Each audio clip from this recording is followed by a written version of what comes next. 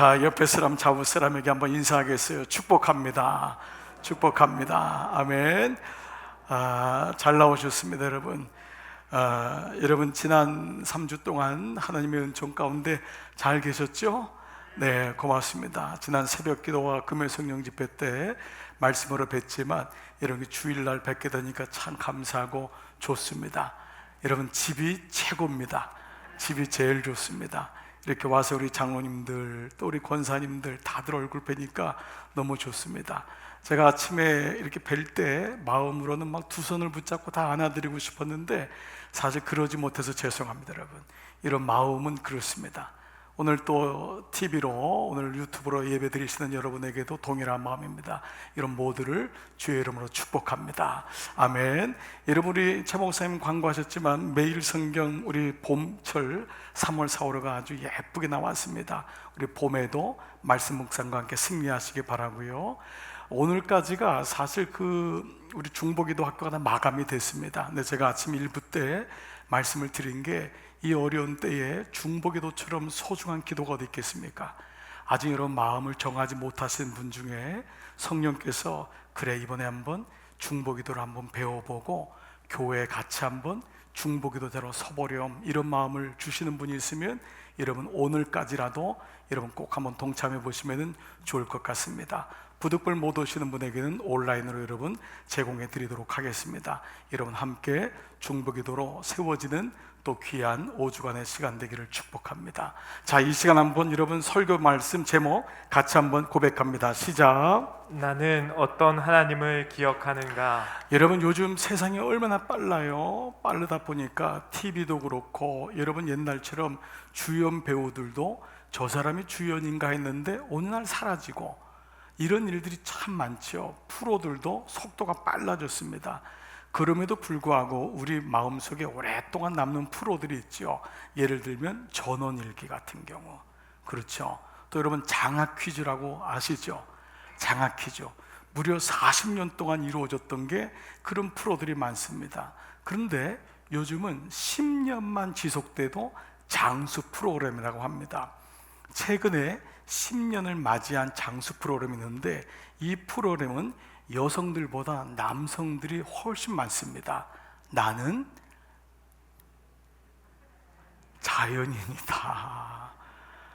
나는 자연인이다 라는 이 프로가 벌써 10년을 맞이했어요. 2명의 그 MC가 운영을 하는데요, 일주일에 2편이 나오니까 1년이면 100편, 그리고 10년이면 1000명이 등장했다는 것입니다. 그런데 담당 PD가요 10사람을 섭외했을 때 1명만 응하기 때문에 최소한 10년 동안 10,000명에게 계속해서 응답을 요구했다는 거예요. 그러니까 지금도 우리나라에 산에 사는 사람이 엄청 많으십니다.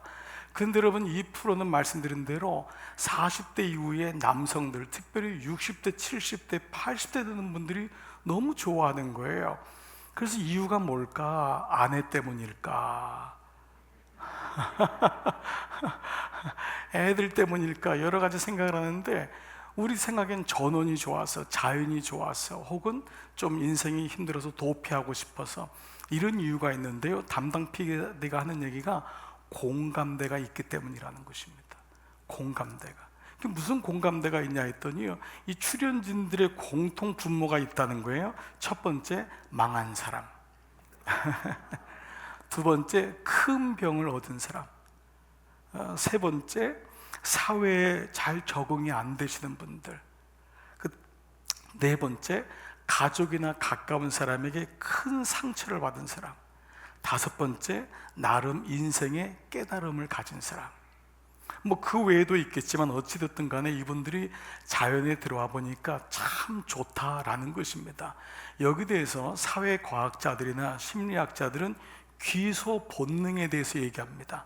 모든 사람들은 자연 속에 들어가면은 편안을 느끼고 내가 무언가 안착됐다라고 하는 느낌을 받기 때문이다 라고 얘기합니다. 그러나 우리 신앙인들은 한번 이것을 하나님의 영역, 영적인 영역으로 보자고요. 그것은 바로 우리가 돌아갈 영역이 있다는 것을 자연인이라고나 한 프로를 통하여 인생이 어디에 가야지만이 가장 안착되고 평안한 것을 보여주는 한 예화에 불과하다는 것입니다. 여러분, 우리 인생이 마지막에 부를 이름이 뭐라고 생각하십니까? 내가 그렇게 공들인 자녀의 이름을 부르면서 이 땅을 마감할까요? 아니면 배우자의 이름을 부르면서, 부모님의 이름을 부르면서? 그렇지 않습니다. 하나님이란 단어입니다. 주님, 주님.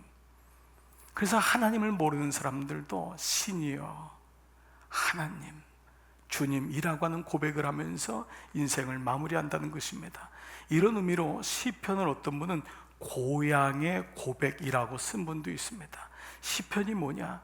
인생의 고향적인 자기의 가장 가야 될 곳이 어딘지를 찾는 하나님이란 단어가 가장 많이 나와 있는 시, 고백이 시편이라는 것입니다. 자, 여러분, 우리는 요한복음을 마무리하고 이제 시편의 말씀으로 엊그제부터 묵상을 하고 있습니다. 오늘 시편 74편은 마찬가지죠. 이 시편 74편은 아삽의 마스길이라고 나와 있죠. 여러분, 성경을 보면 표제어가 아삽의 마스길. 이 아삽이 누구냐? 다윗 때의 대표적인 악장입니다. 우리 신권사님처럼 지휘자예요. 그리고 성가대 찬양대처럼 찬양하는 분이에요. 이분은 곡을 만든 분이기도 해요. 또 레위 지파입니다. 동시에 이분은 성견자라고 하는 이름을 불림을 받은 사람입니다. 즉 말씀을 가진 사람입니다. 그래서 많은 사람들이 그에게 와서 예배를 통해서 은혜를 받고 말씀을 가진 자로 이 아삽은 유명한 사람입니다. 그런데 놀랍게도 시편 150편에서요 가장 많은 저자는 다윗인데 그 다음의 저자가 바로 아삽입니다. 그 말은 아삽이 노래를 잘했기 때문일까요? 시를 쓰는 능력이 있기 때문일까요? 아니라는 것입니다. 아삽은 하나님이 누구신지를 가장 많이 묵상했던 사람이라는 것입니다. 그는 하나님이 누구신지를 제일 고백했던 분이에요. 하나님, 어디 계신가요? 하나님, 지금 어디서 어떻게 나를 지켜보시나요? 하나님에 대해서 가장 많이 묵상했던, 그래서 마스길이라는 단어가요, 여러분 주석 보시면 교훈이라고, 레슨이라고 나와 있지만 이 마스길은 일반적인 삶의 지혜나 교훈이 아니라 어려움이나 난처함, 인생의 막바지, 낭떠러지에서 만났을 때 주시는 깨달음, 이것이 마스길입니다. 그러니까 마스길은 일반적인 지혜가 아닙니다. 공부 잘하고 좀 지혜가 있고 이런 사람에게 오는 교훈이 아니라 인생에서 부딪히는 수많은 난관 속에서 오는 하늘의 깨달음, 이것이 바로 마스길이라는 뜻입니다. 자, 이런 의미로 본다면 오늘 시편 74편의 배경은 무엇일까요? 모든 시는 배경이 있지 않습니까? 자, 그 배경이 1절에 나와 있는데 오늘 이 1절이 우리가 가장 잘 묵상해야 될 본문입니다. 1절 말씀 같이 한번 읽겠습니다. 시작. 하나님이여, 주께서 어찌하여 우리를 영원히 버리시나이까? 어찌하여 주께서 기르시는 양을 향하여 진노의 연기를 뿜으시나이까? 여러분, 여기 보시면 어찌하여라는 단어가 두 번이나 나와 있죠. 우리는 벌써 이 대목에서 보는 거예요. 어찌하여, 어찌하여. 영어로도 oh my, 어떤 성경에 oh God, oh dear, 이렇게 부사로 어찌하여, 어찌하여. 그러니까 뭔가 지금 굉장히 막막한 거예요.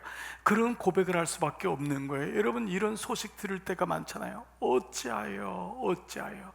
그런데 그 뒷절을 보니까 그 일이 구체적으로 어떠한 일인지를 알 수 있습니다.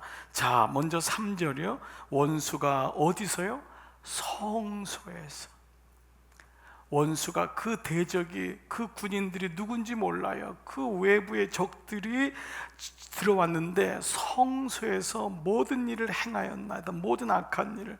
6절 보니까 이제 그들이 도끼와 철퇴로, 이 기가 막힌 거죠.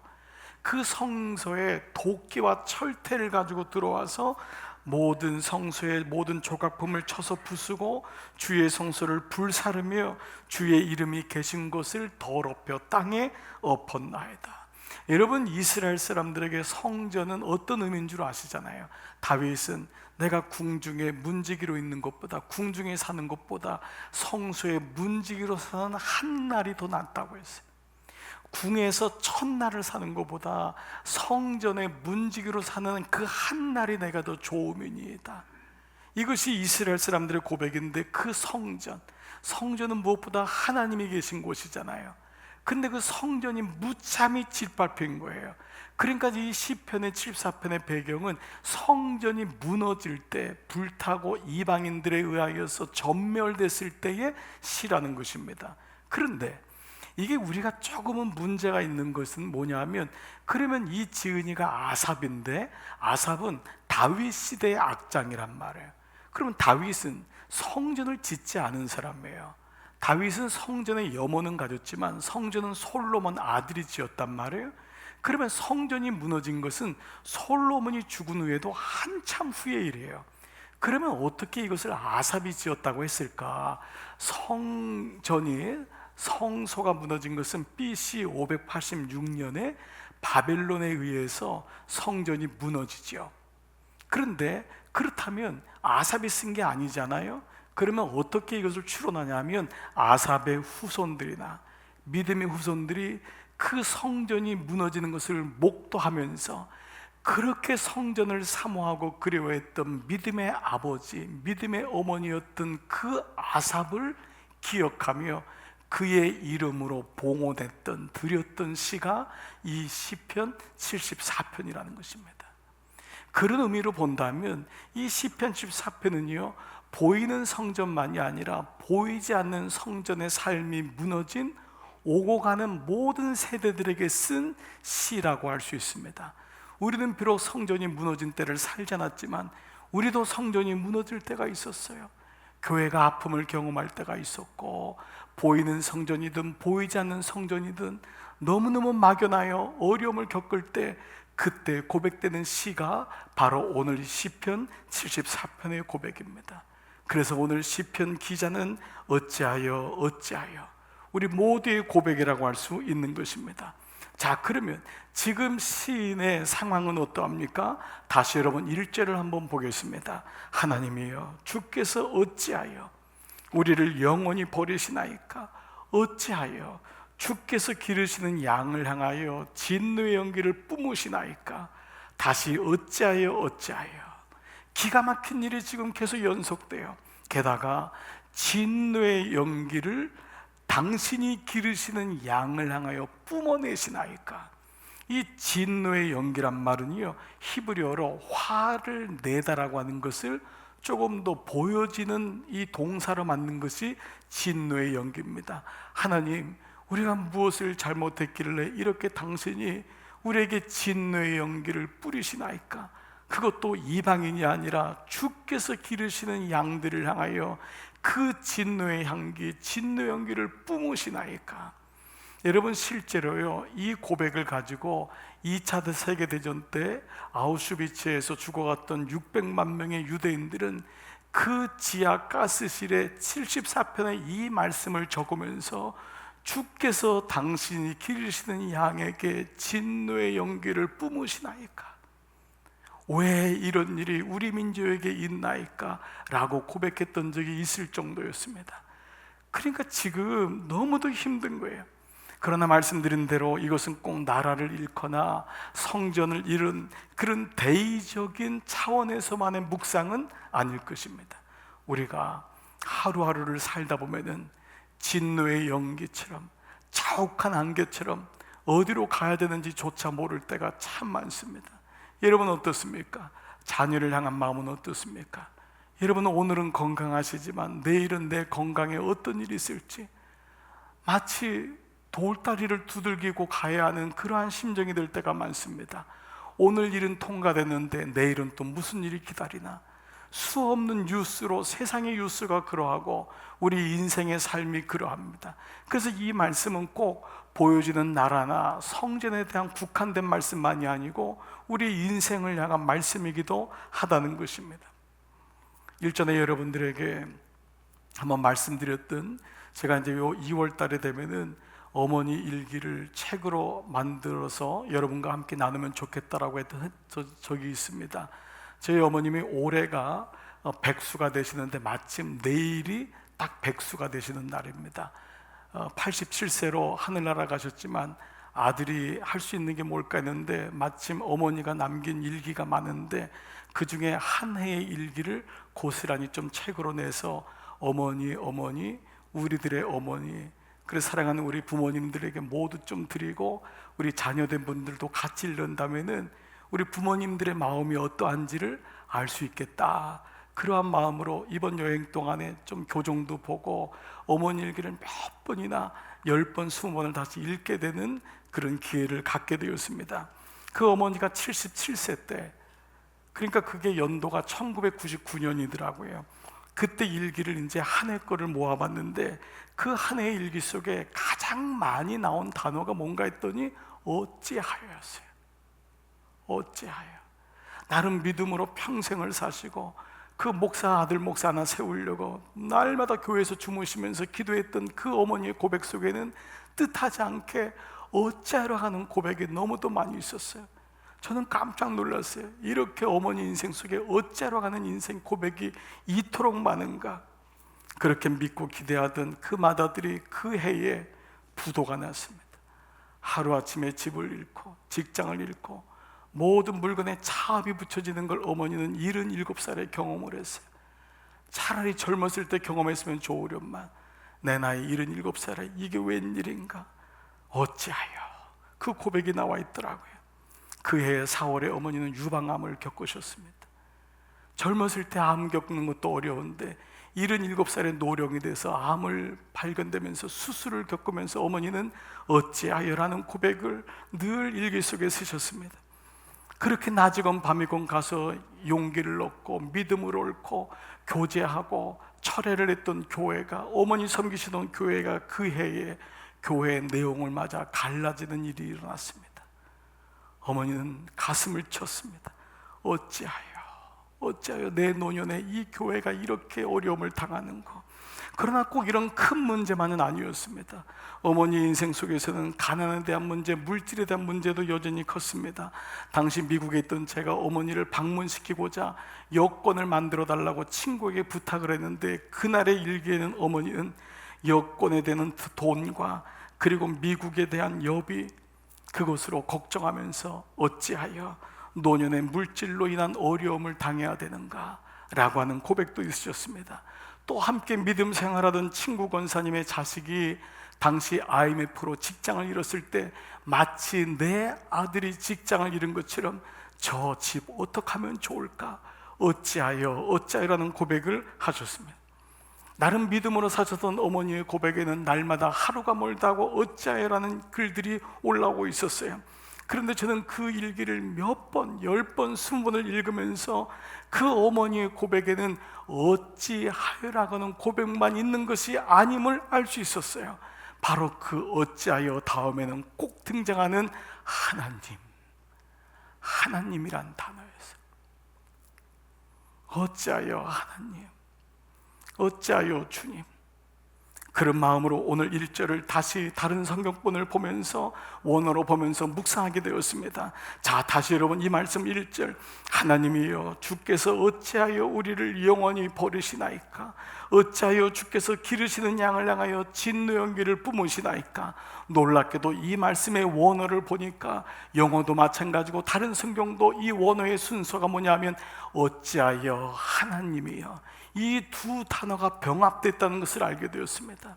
즉 이 1절을 가장 원어로 따라서 정확하게 번역한다면 어찌하여 하나님이여 주께서 우리를 영원히 버리시나이까? 어찌하여 하나님이여 주께서 기르시는 양을 향하여 진노연기를 품으시나이까? 바로 어찌하여 하나님이여. 여러분, 이 고백이 시인의 고백인 것 아닙니까? 그는 어찌하여만 고백하지 않습니다. 어찌하여 하나님이여. 이것이 우리의 인생의 고백인 것입니다. 우리에게 수많은 일들이 있고 어려움이 옵니다. 그때마다 우리는 순간순간 아찔하지요. 어찌하여, 왜 이런 일이? 근데 그 뒤에 우리에게 따라오는 고백이 있습니다. 바로 하나님이여. 주님. 다윗의 고백 가운데 시편 70편 5절 보면은 나는 가난하고 궁핍하오니 하나님이여 속히 내게 임하소서 주는 나의 도움이시라. 이 고백은 시편에서 반복되는 구절 중에 하나인데 다윗은 한나라의 왕이었는데 그의 고백이 무엇입니까? 나는 가난하고 궁핍하오니. 이것은 물질적인 것을 의미하는 것이 아니라는 거예요. 그래서 세 번역에는 이렇게 나와 있어요. 나는 아무 힘도 없고 아무것도 할 수 없는 당신의 자녀이오니. 나는 아무것도 할 수 없고 아무 힘도 없는 주여 나를 도와주소서. 이 고백이 시편을 흐른다는 것입니다. 바로 이 고백, 우리가 부르는 그 이름 어찌하여, 다음에 나오는 하나님. 아마 여러분도 이 고백이 있기 때문에 오늘 우리는 이 예배를 드리고 하나님을 바라보게 되는 줄 믿습니다. 시인의 탄원은 더 깊어집니다. 상황이 더 암담해진 거예요. 9절 보니까 우리의 표적은 보이지 아니하며, 표적이라도 보이면은, 신호등이라도 보이면은 여기서 멈추라는 거구나, 돌아가라는 거구나, 기다리라는 거구나 알겠는데 표적도 보이지 아니하고 선지자도 더 이상 없으며, 선지자 뭐야? 말씀을 가진 자도 더 이상 없다는 거예요. 내 옆에 말씀을 가진 자도 보이지 않고, 이 말은 다른 말로 하면 하나님 말씀이 들리지 아니하고, 고난을 당하면 말씀이 잘 안 들려요. 고난을 겪으면 여러분 어떻습니까? 순간적으로 어려운 일이 오면요, 말씀이 잘 안 보여요. 그래서 말씀을 부단히 저축하는 이유가 여기 있는 거예요. 고난이 오면 기도해야 되는데 기도가 안 나와요. 그렇기 때문에 오늘 이 시편 기자도 선지자도 보이지 아니하며, 또 다음에는 이런 일이 얼마나 오랬는지 우리 중에 아는 자도 없나이다. 누구한테 물어보고 싶은 거예요. 근데 아는 자가 아무도 없다는 거예요. 1km만 더 가면 돼, 그러면 가겠는데, 1시간만 견디면 돼, 그러면 버티겠는데, 아무도 거기에 대해서 얘기해 주는 자가 없나이다 라고 하는 고백이에요. 그러나 여러분, 이 고백을 계속적으로 묵상해 보십시오. 이것은 하나님을 탄식하고 원망하는 것 같지만, 이런 고백에는 주님만이 나의 길이시오, 주님만이 내가 가는 길을 아시나니 그가 나를 정금같이 나오게 하리이다 라고 하는 그 고백이 이 시 안에 깔려 있다는 것을 보게 됩니다. 이것이 바로 그의 고백인 거예요. 겉으로는 탄원하지만은 주님만이 나의 가는 길을 아십니다. 작년에 우리 교우 중에서요, 큰 뇌수술을 한 자매님이 계십니다. 뇌수술을 한다는 것이 보통 어려운 게 아니잖아요. 깨어나기도 어려웠고, 깨어난 다음에도 마비 현상이 오기 시작했어요. 반쪽이 움직이질 않고, 말도 잘 안 되고, 생각도 늦어지고, 1년의 투병 생활은 너무도 힘들었어요. 가족들은 물론이거냐 옆에서 지켜보는 많은 분들이 너무 안타까워했어요. 근데 그분이 용기를 내고 치유가 되면서 교회에 나오기 시작했어요. 너무너무 감사했어요. 근데 이번에 미국에 있는데 우리 목회실에서 전화가 왔어요. 목사님, 그 자매님이 암에 걸리셨대요. 제 순간적인 고백이 어찌하여 몸도 지금 건강하지 않은데 이제 암까지 걸린 거예요. 수술을 앞두고 있는 거예요. 마침 수술 날이 정해져 가지고 미국에서 전화를 했습니다. 근데 전화를 하자마자 그 자매님은 제 목소리인 줄 알고, 목사님, 첫 번째 말이 뭐냐면 죄송해요. 그래서 권사님이, 집사님이, 왜 죄송해요? 내가 미안하지.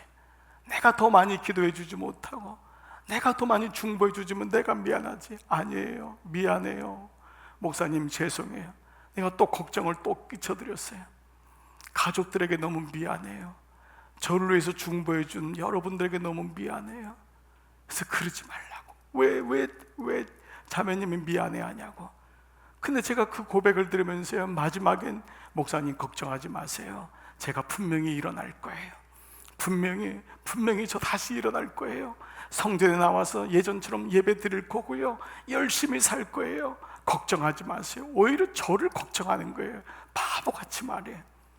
제 마음속에 그런 생각이 들어요. 도대체 이 믿음은 어디서 나오는 거냔 말이에요. 이 고백은 도대체 어디서 나오는 거길래. 원망할 수 있잖아요. 한탄할 수 있잖아요. 그런데 이 고백은 어디서 나오는 거길래. 주님 물어봐도 아는 자가 없나이다. 그것이 그분이 당한 상황인데도 그분은 끝까지 주님을 신뢰하는 거예요. 사실 우리 교우들 중에 어려운 일을 당한 교우들에게 목회실에서 전화를 하고 위로를 하고 기도하려고 전화하면 사실 많은 분들이 이런 고백을 합니다. 여러분, 이것이 믿음의 신비 아닙니까? 이분 마음속에 하나님을 향한 그 마음이 있는 거예요. 그래서 어찌하여 이런 일이 있습니까? 하지만 그 뒤에는 분명히 하나님의 은혜가 훨씬 크다는 것을 그는 고백하고 있는 것입니다. 이런 가운데 시인은 우리가 해야 될 일이 있음을 고백하고 있어요. 그는 먼저 무엇보다 하나님이 누구신지를 아는 것이 중요하다고, 그는 이것이 중요하다는 거예요. 하나님이 어떤 분이냔 말이에요. 그런 어찌하여라고 하는 수많은 사건이 오는데 그 가운데 하나님은 어떤 분이냐, 이것을 시인은 고백해요. 두 가지를 얘기하는데요. 첫 번째, 시인은 무엇을 기억합니까? 그는 먼저 하나님의 은혜를 기억합니다. 여러분, 오늘 이 2절 보니까요, 2절 한번 같이 읽어볼게요. 시작. 옛적부터 얻으시고 속량하사 주의 기업의 지파로 삼으신 주의 회중을 기억하시며 주께서 계시던 시온산도 생각하소서. 여러분, 이것은 시의 역설입니다. 주님이 기억하시 못하신다는 말이 아니라 이것은 하나님께 부탁하는 것 같지만 하나님이 그런 분이시라는 거예요. 하나님은 우리를 기억하시는 분이요, 우리를 생각하시는 분이라는 거예요. 이것은 시의 역설이죠. 여러분, 한번 제가 여러분 여쭤볼게요. 여러분, 황당한 일을 갑자기 당하고 예기치 않은 사건을 당할 때 여러분의 첫 번째 반응은 어떤 반응이에요? 왜 나에게 또 이런 일이? 내가 이럴 줄 알았어. 결국 되는 것이 없구나. 우리 인생 속에 이러한 고백이 얼마나 많이 있습니까? 우리를 낙심하게 하는 생각들이 얼마나 많아요. 저도 그런 경우가 많아요. 그런 일이 다가오면 또 왜 이런 일이? 그 마음속에 이런 일이 와요. 그런데 오늘 뭐라고 해요? 그 주의 회중을 기억하시며 주께서 계시던 시온산도 생각하소서. 마치요, 지금 시인은 그런 가운데서 당신은 무엇을 생각하고 있느냐고 묻고 있는 거예요. 그래서 시인은요, 보여지는 것, 눈에 보이는 것, 그것을 붙들질 않아요.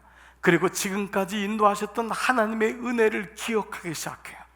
마치 여러분, 아무 소망이 없는 이스라엘 향해서 무너져가는 이스라엘에게 그걸 보면서 한탄했던 예레미야에게 하나님이 뭐라고 말씀하시냐? 나 여호와가 말하노라, 너희를 향한 나의 생각은 내가 안하니 재앙이 아니라 곧 평안이요 너희 장래에 소망을 주려 하는 생각이라. 그래서 저는 어느 날 깨닫게 되었어요. 기도는 입술로 하는 것이 기도가 아니구나. 기도는 내 마음에서, 내 생각에서부터 시작되는 거구나. 아무리 어려운 일이 오고 아무리 난처하고 아무리 죽음의 골짜기로 내가 간다 할지라도 그 하나님이 어떤 분인지를 기억하는 것입니다. 생각하는 것입니다. 이것이 말씀의 능력 아닙니까? 하나님이 어떤 분이신지. 오늘 예배가 무엇인가요? 예배는 지금 나에게 닥친 일을 묵상하는 것이 아니라 하나님이 어떤 분인지를 기억하는 것입니다. 오늘 이것이 예배요 말씀인 줄 믿습니다. 그렇습니다. 오늘 시편 기자는 하나님의 은혜를 기억하고 있어요. 여러분의 기억을, 여러분의 생각을 하나님의 은혜로 채워보세요. 그리고 하나님은 결코 당신의 자녀를 버리신 적이 없다고 하시는 그 은혜를 끝까지 추적해보세요. 문제보다 그분의 은혜가 훨씬 크다는 것을 생각해보세요. 어려운 일이 올 때마다 문득 스스로를 자주하지 말아보세요. 내가 이럴 줄 알았어, 내 인생이 이렇지 뭐라고 해보지 마세요. 순간 하나님의 은혜가 훨씬 큼을 기억해보세요. 나에겐 주님이 있음을 잊지 말아보세요. 이것이 시편 기자의 첫 번째 기억입니다. 두 번째, 시인은 무엇을 고백합니까? 하나님의 일하심을 기억합니다. 오늘 11절을 보십시오. 같이 읽습니다. 시작. 주께서 어찌하여 주의 손 곧 주의 오른손을 거두시나이까? 주의 품에서 손을 빼내시어 그들을 멸하소서. 여기 멸하소서라는 말은 현재 완료형이에요. 이것은 지난 시간에도 멸하셨던 것을 지금 시인은 기억하고 있는 거예요. 무엇입니까? 하나님의 일하심을 기억하고 있는 것입니다. 내가 일하는 것이 아니에요. 지금 이 순간에 눈에 보이는 건 없고 손에 잡히는 것이 없을지라도 하나님이 일하고 있음을 그는 잊지 않고 있는 거예요.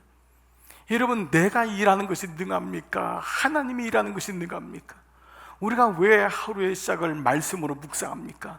말씀으로 묵상한다는 것은 내가 일을 그치는 거예요. 안식일에 왜 예배를 드립니까? 일을 그치는 거예요. 일을 스톱하는 거예요. 누가 일하시는 것이죠? 하나님이 일하시는 것입니다.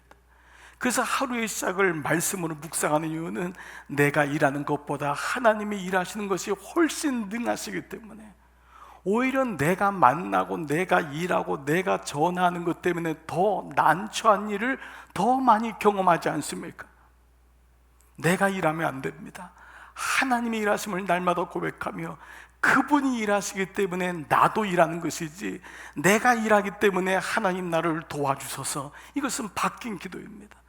주님 일하심을 신뢰하고 주님의 일하심이 내 가운데 있음을 고백하는 것입니다. 시인은 그 어려운 가운데서도 성전이 무너져도 하나님의 일하심은 쉬지 않으신다. 지금 내 눈에 보기에는 다 끝난 것 같고 다 절망이야, 죽음밖에 없어. 그런데도 하나님은 여전히 일하십니다. 주님, 저들을 멸하시옵소서. 지난 시간 일했던 것처럼 지금도 일하시옵소서. 이 하나님의 일하심에는요, 하나님의 주권을 인정하는 것이 무엇보다 중요합니다.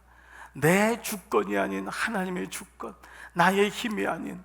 그래서 여러분, 내일 묵상하게 되겠지만 오늘 똑같은 74편의 16절 17절엔 이런 고백이 있어요. 낮도 주의 것이요 밤도 주의 것이라. 낮과 밤을 만드신 분이 누구냔 말이에요. 주께서 빛과 해를 마련하셨으며 주께서 땅의 경계를 정하시며 주께서 여름과 겨울을 만드셨나이다. 주님이 일하시는 주님의 시간표를 신뢰하기 시작하는 것입니다. 이 땅에 살면서 믿음을 가졌다고 하는 것은 내 시계를 보는 것이 아닙니다.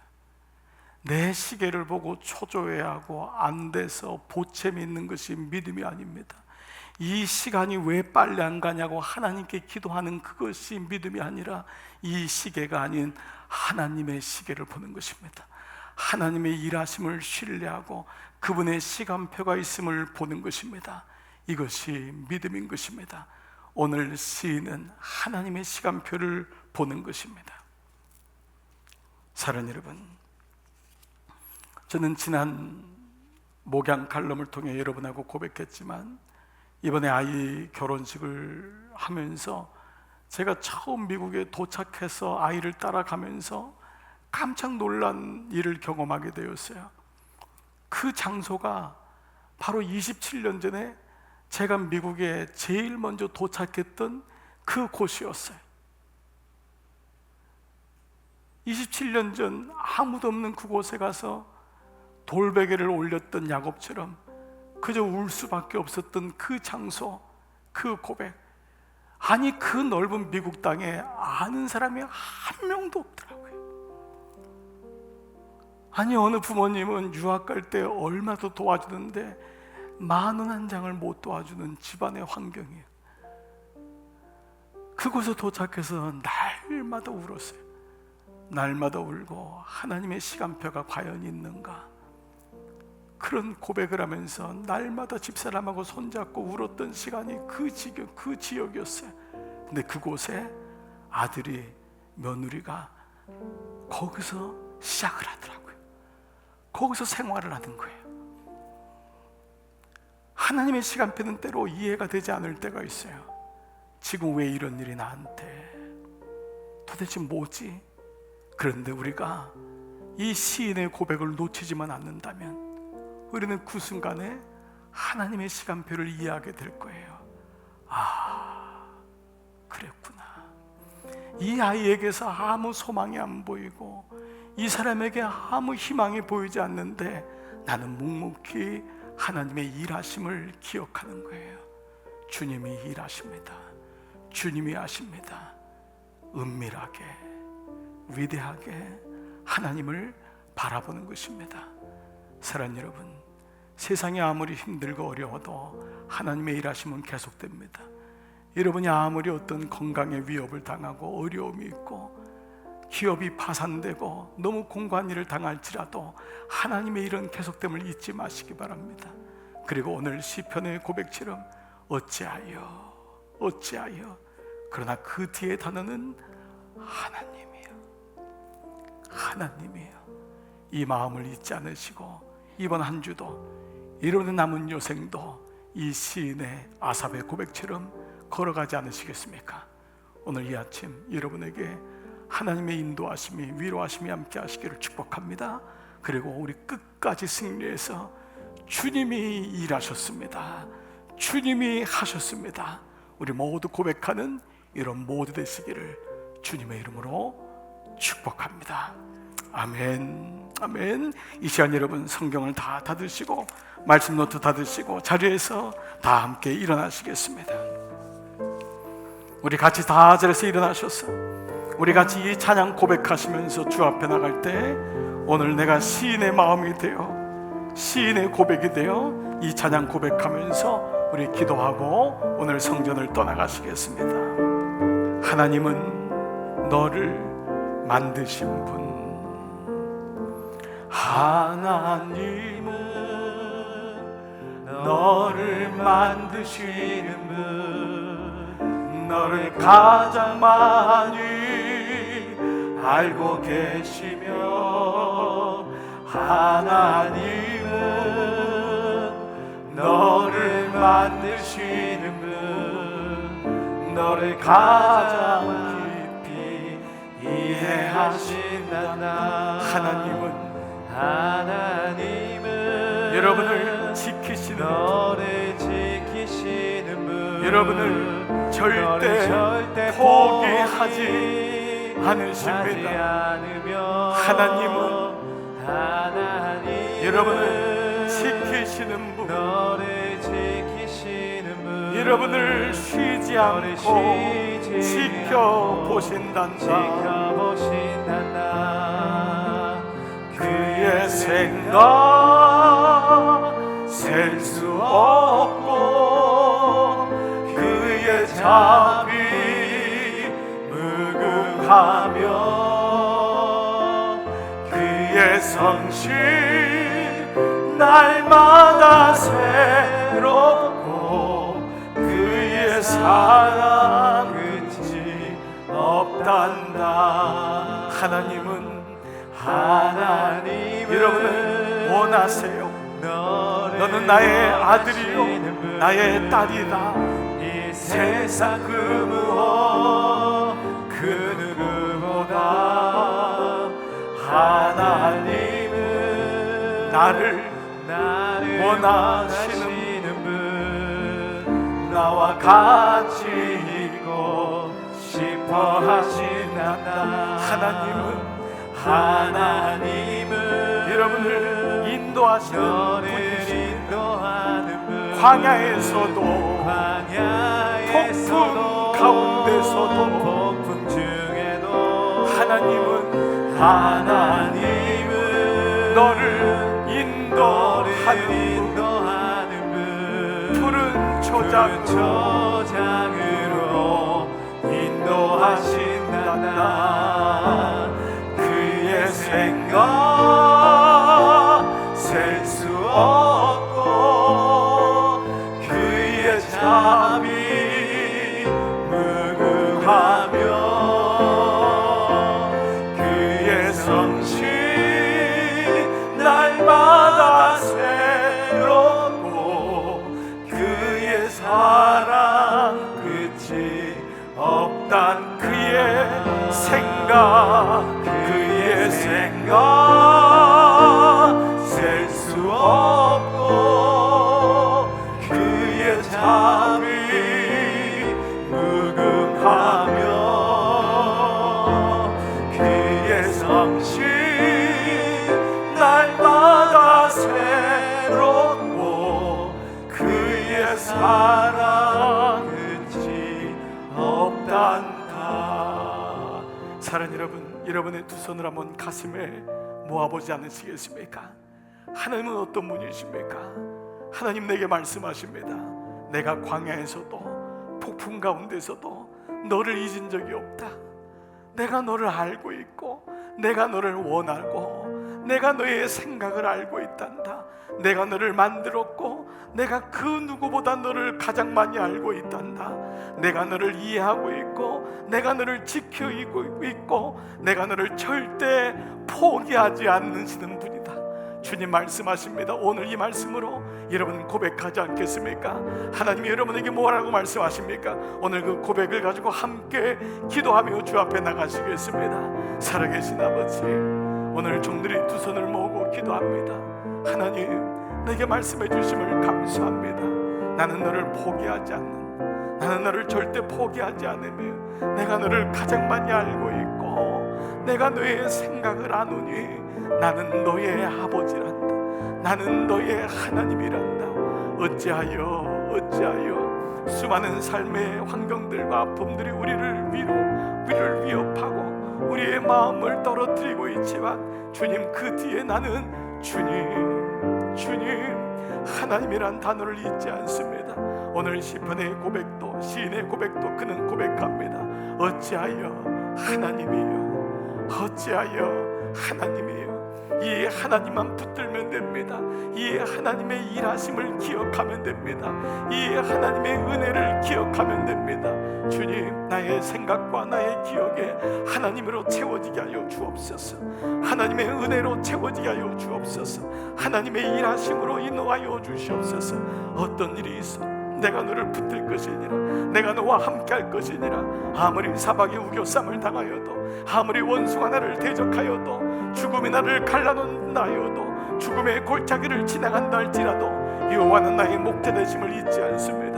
주님, 오늘 이 시인의 고백이 내 고백이 되기를 원하오니 종들마다 그 가슴에, 그 영혼에 하나님의 이름으로 충만하게 채워주시옵소서. 주님 감사합니다. 그의 생각 셀 수 없고 그의 자비 무궁하며 그의 성실 날마다 새로우니 그의 사랑 끝이 없도다.